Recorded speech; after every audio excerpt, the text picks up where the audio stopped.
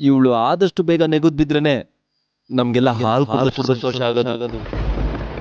ನಮ್ಗೆಲ್ಲ ಹಾಲು ಕುಡಿದಷ್ಟು ಸಂತೋಷ ಆಗೋದು.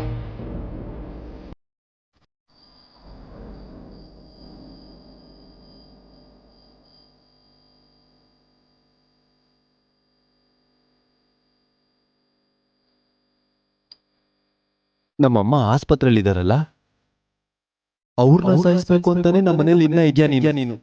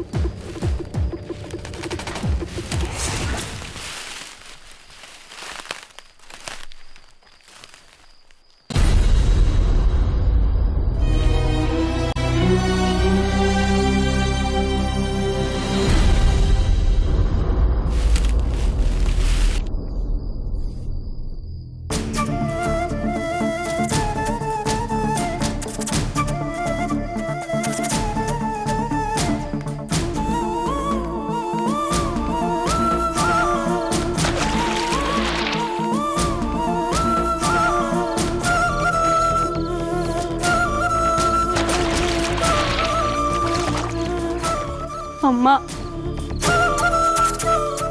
ನನ್ ಸಾಯಕ್ ಬರ್ಲಿಲ್ಲ ಅಮ್ಮ. ಮಾವನ್ ಮನ್ಸಿಗೆ ನಾನು ತುಂಬಾ ಭಾರ ಆಗ್ತಿದ್ದೀನಿ ಅನ್ನಿಸ್ತಿದೆ. ಅದಕ್ಕೆ ಅವರಿಂದ ತುಂಬಾ ದೂರ ಹೋಗಕ್ ನಿರ್ಧಾರ ಮಾಡ್ಬಿಟ್ಟೆ.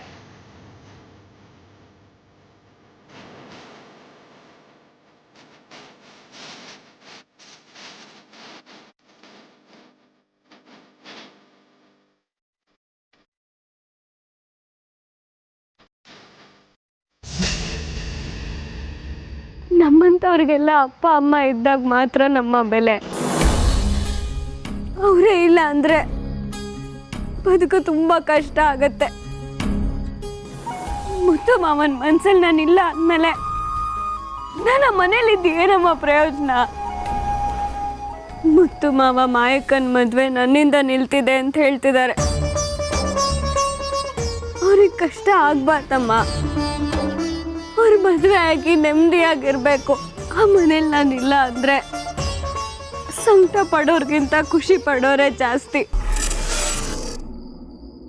ನನ್ನನ್ನ ಹರಿಣಿ ತುಂಬಾ ಚೆನ್ನಾಗಿ ನೋಡ್ಕೊಂಡಿದ್ದಾಳಮ್ಮ.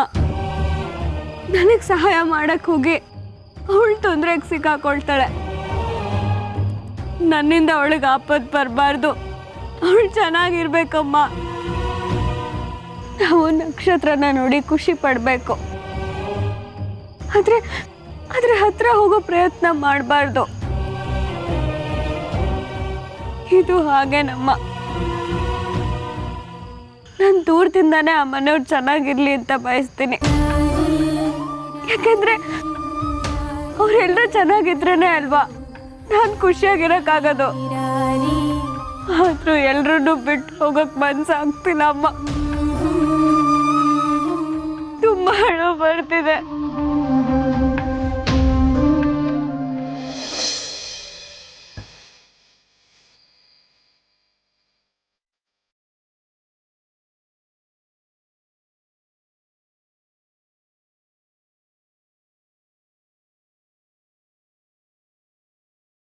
ಬದುಕೋದಕ್ಕೂ ಆಗದೆ ಸಹಾಯಕ್ಕೂ ಆಗದೆ ಸಂಕಟ ಪಡ್ತಿದ್ದೀನಮ್ಮ.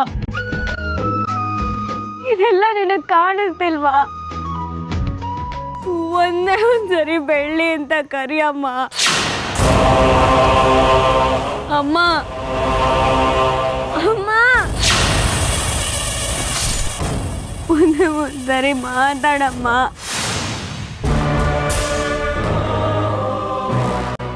ಒಂದೇ ಒಂದ್ಸರಿ ನನ್ನ ಬೆಳ್ಳಿ ಅಂತ ಕೂಗಮ್ಮ.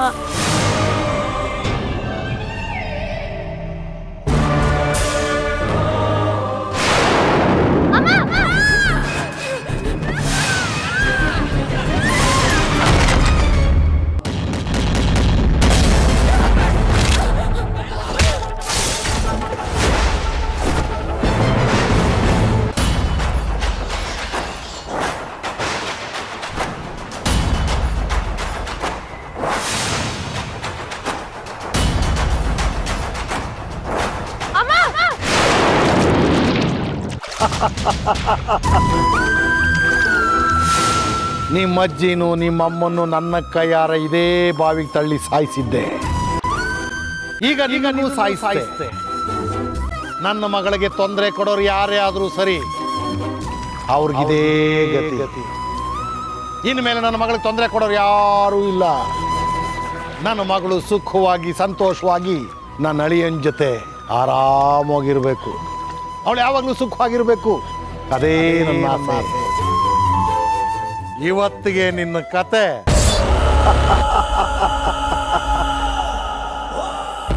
ಸಮಾಪ್ತಿ ಆಗೋಯ್ತು.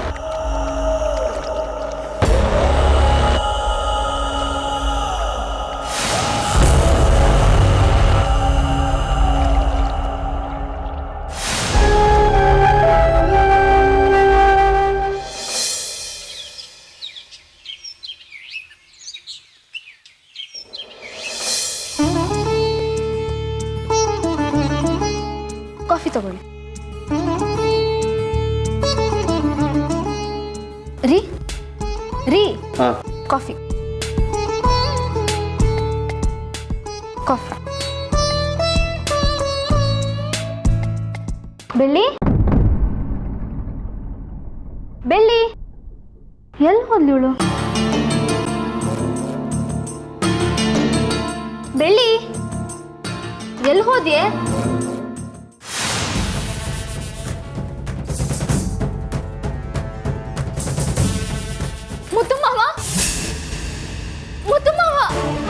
ಮುತ್ತು ಮಾವ ಎಲ್ಲಿದ್ದೀರಾ? ಏಯ್, ಏನಾಯ್ತು ನಿನ್ಗೆ? ರೀ ಬೆಳ್ಳಿ ನೋಡಿ, ಲೆಟರ್ ಬರ್ದಿಟ್ಟೆಲ್ಲೋ ಹೊರಟೋಗ್ಬಿಟ್ಟಿದ್ದಾಳೆ. ಎಲ್ಲೂ ಕಾಣಿಸ್ತಿಲ್ಲ. ಲೆಟ್ರು ಬರ್ದಿಟ್ಟಿರಲ್ಲ? ಏನಾಯ್ತು ರೇಣಿ? ಮಾವ ಮಾವ ನೋಡಿ ಮಾವ, ಬೆಳ್ಳಿ ಲೆಟರ್ ಬರ್ದಿಟ್ಟೆಲ್ಲೋ ಹೊರಟೋಗ್ಬಿಟ್ಟಿದ್ದಾಳೆ. ರೂಮಲ್ಲಿ ಹುಡ್ದೆ, ಎಲ್ಲೂ ಕಾಣಿಸ್ಲಿಲ್ಲ ಮಾವ. ಏನ್ ಹೇಳ್ತಾ ಇದೀಯ ನೀನು? ಪ್ರೀತಿಯ ಮುತ್ತು ಮಾವನಿಗೆ ನಾನು ಚಿಕ್ಕ ವಯಸ್ಸಿಂದನೂ ನಿಮ್ಮನ್ನ ತುಂಬಾ ಹಚ್ಕೊಂಡ್ಬಿಟ್ಟಿದ್ದೀನಿ. ನಿಮ್ಮನ್ನ ಬಿಟ್ಟು ನನ್ನ ಜೀವನನ ಊಹಿಸ್ಕೊಳ್ಳೋಕ್ಕೂ ಆಗಲ್ಲ. ಎಲ್ಲ ಚೆನ್ನಾಗೇ ಇತ್ತು, ಆದರೆ ಎಲ್ಲ ಒಂದೊಂದಾಗೆ ನನ್ನಿಂದ ದೂರ ಆಗ್ತಿದೆ. ಮಾಯಕನ ಮದುವೆ ಆಗಿ ನೀವು ನೆಮ್ಮದಿಯಾಗಿರ್ಬೇಕು ಮಾವ.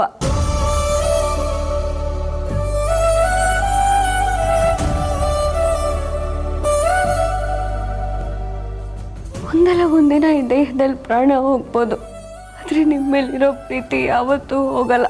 ನಾನು ಬಾರದೇ ಇರೋ ಜಾಗಕ್ಕೆ ಹೋಗ್ತಿದ್ದೀನಿ ಮಾವ. ಎಂತೀನಿ ಪ್ರೀತಿಯ ಬೆಳ್ಳಿಲಿ. ಇದಕ್ಕೆಲ್ಲ ಯಾರು ಕಾರಣ? ಯಾರು ಅವಳ ಮನ್ಸಿಗೆ ನೋವಾಗೋ ರೀತಿ ನಡ್ಕೊಂಡಿದ್ದೀರಾ? ಅದಕ್ಕೆ ಅವಳು ಈ ರೀತಿ ನಿರ್ಧಾರ ತಗೊಂಡಿದ್ದಾಳೆ. ಬೇರೆ ಯಾರು ಅಲ್ಲ ಮಾವ, ನೀವೇ ನೀವೇ. ನೀವು ಬರ್ತೀರಾ, ಬಂದವಳ ಜೊತೆಗೆ ಮಾತಾಡ್ತೀರಾ ಅಂತ ಸಾವಿರಾರು ಕನ್ಸುಗಳು ಕಟ್ಕೊಂಡಿದ್ಲು. ಆದ್ರೆ ನೀವು ಅವಳ ಜೊತೆಗೆ ಮಾತೇ ಆಡ್ಲಿಲ್ಲ.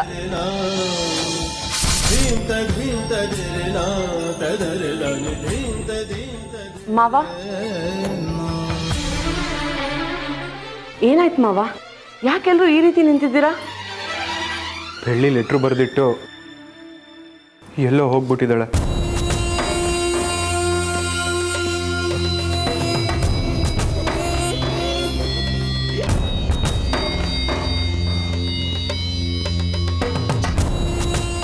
ಅಯ್ಯೋ, ಯಾಕೆ ಮಾವ ಬೆಳ್ಳಿ ಈ ರೀತಿ ದಿಢೀರ್ ನಿರ್ಧಾರ ತಗೊಂಡಿದ್ದಾಳೆ? ಅವಳಿಗೆ ಏನಾದರೂ ಕಷ್ಟ ಇದ್ದರೆ ನಮ್ಮ ಹತ್ರ ಹೇಳ್ಕೊಬೋದಿತ್ತಲ್ವಾ? ನಾವು ಹೆಲ್ಪ್ ಮಾಡ್ತಿದ್ವಿ. ಅಣ್ಣ, ಇನ್ನು ತಡ ಮಾಡೋದು ಬೇಡ, ಬನ್ನಿ ಹೋಗೋಣ. ಹೌದು ಹೇಳಿ ಅಂದರೆ, ತಡ ಮಾಡಿದ್ರೆ ನಮಗೆ ತೊಂದರೆ ಆಗುತ್ತೆ. ನಡೀರಿ, ಬೇಗ ಹೋಗೋಣ. ಈ ಮನೇಲಿ ನನ್ನೂ ಸೇರಿಸಿ ಯಾರು ಬೆಳ್ಳಿ ಮನ್ಸನ್ನ ಅರ್ಥನೇ ಮಾಡ್ಕೊಳ್ಳಿಲ್ಲ.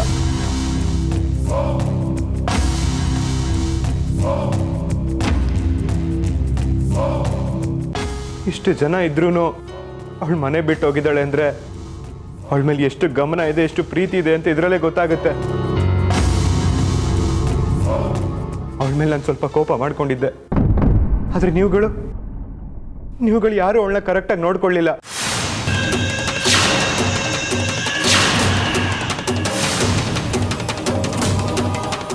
ನೋಡ್ಕೊಂಡಿದ್ದಿದ್ರೆ ಅವಳು ಇವತ್ತು ಮನೆ ಬಿಟ್ಟು ಹೋಗ್ತಿರ್ಲಿಲ್ಲ.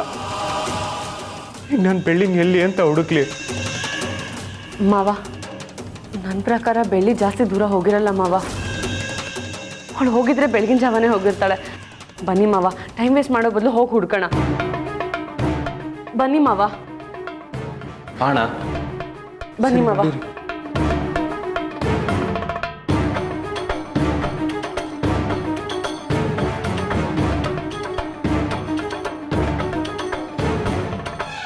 ಮಾವ ಮಾವ ಅಲ್ಲಿ ನೋಡಿ ಮಾವ, ಯಾರೋ ಬೆಳ್ಳಿ ಬ್ಯಾಗ್ನ ತಗೊಂಡ್ ಬರ್ತಿದ್ದಾರೆ. ಅಣ್ಣ ನಮಸ್ತೆ ಅಣ್ಣ. ಬೆಳಗ್ಗೆ ತೋಟದ ಹತ್ರ ನೀರು ಬಿಡೋಣ ಅಂತ ಹೋಗಿದ್ದೆ ಅಣ್ಣ, ಬಾವಿ ಹತ್ರ ಬ್ಯಾಗ್ ಸಿಕ್ತು ಅಣ್ಣ.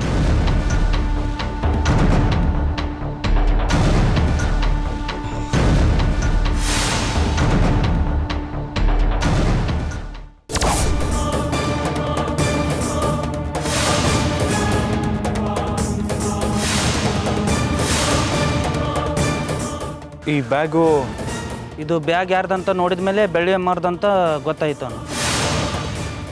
ಅತ್ತೆ ಅಜ್ಜಿ ಫೋಟೋ ಇದೆ ಅಂದರೆ ಇದು ಬೆಳ್ಳಿ ಬ್ಯಾಗೆ. ಎಷ್ಟೋ ಸತಿ ಹೇಳ್ತಿದ್ಲು ನಾನು ಅಮ್ಮ ಅಜ್ಜಿ ಹತ್ರ ಹೋಗ್ತೀನಿ ಅಂತ. ಅವಳನ್ನ ಎಷ್ಟು ಸಮಾಧಾನ ಮಾಡಿ ಮಲಗಿಸಿದ್ದೆ.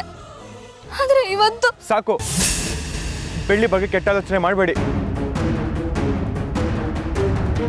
ಅವಳೆಲ್ಲಿ ಎದುರು ಚೆನ್ನಾಗಿರ್ಬೇಕು. ಮೊದಲಲ್ಲಿಗೆ ಹೋಗೋಣ, ನಡೀರಿ.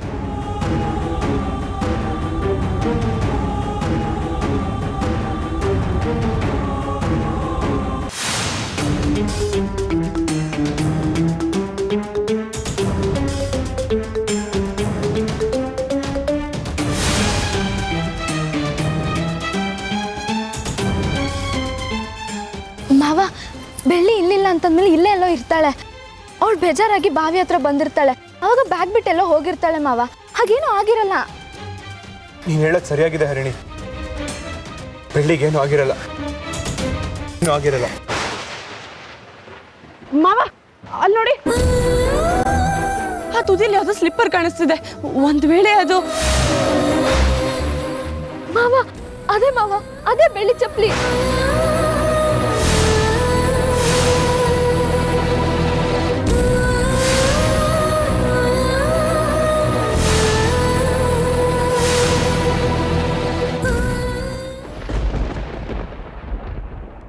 ಬೆಳ್ಳಿ ನೀರಿಗೆ ಬಿದ್ದಿದ್ದಾಳ? ಇಲ್ಲ.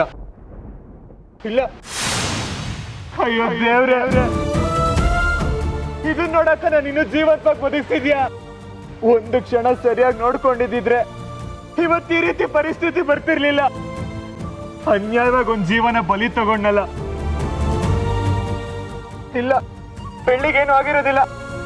ಅವಳು ನಂಗೆ ಸಾಯೋದಿಲ್ಲ ಅಂತ ಮಾತು ಕೊಟ್ಟಿದ್ದಾಳೆ. ಅಂದ್ಮೇಲೆ ಬೆಳ್ಳಿ ಬಾವಿಗೆ ಬಿದ್ದಿರಲ್ಲ ಮಾಯ.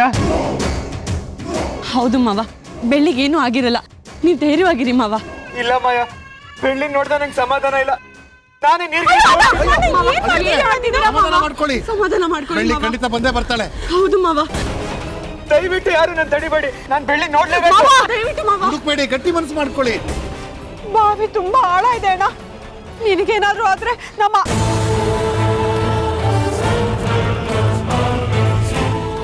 ನಿನಗೇನಾದ್ರೂ ಆದ್ರೆ ನಮ್ ತಡ್ಕೊಳ್ಳೋ ಶಕ್ತಿ ಇಲ್ಲ ಅಣ್ಣ.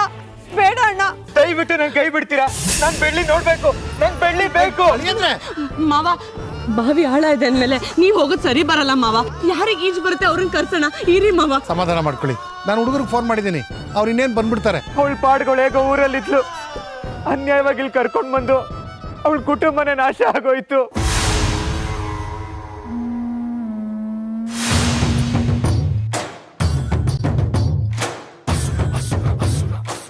ಬಲವಂತವಾಗಿ ಅವಳಿಗೆ ಇನ್ನೊಂದು ಹುಡುಗನ ಜೊತೆ ಮದುವೆ ಮಾಡಕ್ ಹೋಗ್ಬಾರ್ದಾಗಿತ್ತು. ಅವಳು ಇಷ್ಟದ ಪ್ರಕಾರ ಬಿಟ್ಟಿದ್ದಿದ್ರೆ ಬೆಳ್ಳಿ ಬದುಕಿರ್ತಿದ್ಲು. ಒಂದು ದಿನ ಕೋಪ ಮಾಡ್ಕೊಂಡೆ ಅಂತ ಈ ತರ ತಪ್ಪು ನಿರ್ಧಾರ ತಗೊಂಡಿದ್ಯಾ? ನಿನಗೆ ಗೊತ್ತಲ್ವಾ ಬೆಳ್ಳಿ, ನಾನು ಎಷ್ಟೇ ಕೋಪ ಮಾಡ್ಕೊಂಡ್ರು ಮತ್ತೆ ಬಂದು ನಿನ್ನ ಹತ್ರ ಮಾತಾಡ್ತೀನಿ ಅಂತ. ಮತ್ತೆ ಯಾಕೆ ನಾನು ಬಿಟ್ಟೋದೆ ಬೆಳ್ಳಿ, ಯಾಕೆ ಬಿಟ್ಟೋದೆ? ನಾನು ಎಷ್ಟೇ ಕೋಪ ಮಾಡ್ಕೊಂಡ್ರು, ಎಷ್ಟೇ ಬೈದ್ರು, ತಿರುಗಿಸಿ ಒಂದು ಮಾತು ಕೂಡ ನನಗೆ ಆಡ್ತಿರ್ಲಿಲ್ಲ. ನೀನಾಗ ಮಾತಾಡ್ದೆ ಇದ್ದಿದ್ದಕ್ಕೇನೆ ನನಗೇನು ತಿಳಿಲಿಲ್ಲ ಬೆಳ್ಳಿ, ಏನು ತಿಳಿಲಿಲ್ಲ. ನಿನ್ನ ಮನ್ಸಲ್ಲಿ ಏನಿದೆ ಅಂತ ತಿಳ್ಕೊಳ್ದೇ ಇರೋಷ್ಟು ಅಡ್ಡ ಆಗ್ಬಿಟ್ಟೆ ಬೆಳ್ಳಿ. ಚಿಕ್ಕಮ್ಮ ಹಾಸ್ಪಿಟ್ಲಲ್ಲಿ ಇದ್ರು ಅನ್ನೋ ಟೆನ್ಷನಲ್ಲಿ ಆ ರೀತಿ ನಡ್ಕೊಂಡೆ ಹೊರತು ಅವಳಿಗೆ ನೋವು ಕೊಡ್ಬೇಕು ಅನ್ನೋ ಯಾವ ಉದ್ದೇಶನೂ ನನ್ಗಿರ್ಲಿಲ್ಲ. ಬೆಳ್ಳಿ ನನ್ನ ಹತ್ರ ಬೇಜಾರಾಗೆ ಮಾತಾಡ್ತಿದ್ಲು, ಆದ್ರೆ ಅದು ಈ ಪರಿಸ್ಥಿತಿಗೆ ಬರುತ್ತಂತ ಸತ್ಯವಾಗ್ಲೂ ಗೊತ್ತಿರ್ಲಿಲ್ಲ ಮಾವ. ಮಾವ, ನೀವು ಸುಮ್ಮನೆ ಗಾಬರಿ ಆಗೋದು ಬೇಡ ಮಾವ. ಅಕಸ್ಮಾತ್ ಬೆಳ್ಳಿ ನೀರು ತಗೊಳಕಂತನೋ ಇಲ್ಲ ಕಾಲ್ ಜಾರಿ ಬರೀ ಅವಳು ಸ್ಲಿಪ್ಪರ್ ಬಾವಿಗೆ ಬಿದ್ದಿದ್ರೆ ಹೇಳಕ್ಕಾಗಲ್ಲ ಮಾವ. ಬೆಳ್ಳಿನೇ ಬಾವಿಗೆ ಬಿದ್ದಿದ್ದಾಳೆ ಅಂತ ಹೇಳೋದು ತುಂಬಾ ಕಷ್ಟ ಆಗತ್ತೆ. ಯಾವುದಕ್ಕೂ ನಾವು ಸ್ವಲ್ಪ ವೇಟ್ ಮಾಡಿ ನೋಡೋಣ ಮಾವ, ನಾವು ವೇಟ್ ಮಾಡಿ ನೋಡೋಣ. ಅಳಿಯಂದ್ರೆ ಹುಡುಗರು ಬಂದ್ರು, ಬನ್ನಪ್ಪ. ಬನ್ನಿ ಮಾವ.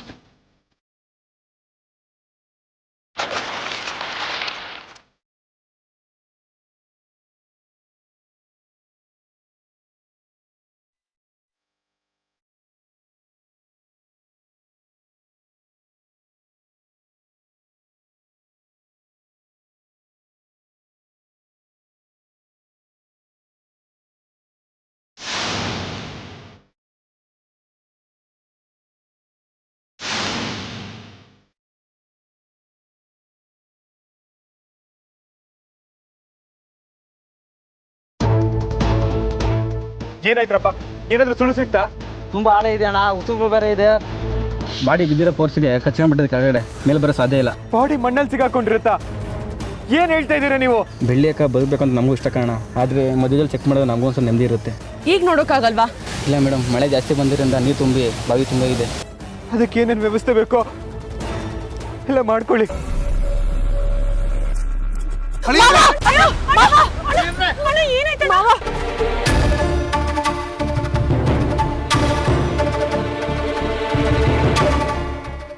ಹರಿಣಿ ಮನೆ ಕರ್ಕೊಂಡೋಗಿ. ಅಣ್ಣ ಬಾ ಅಣ್ಣ.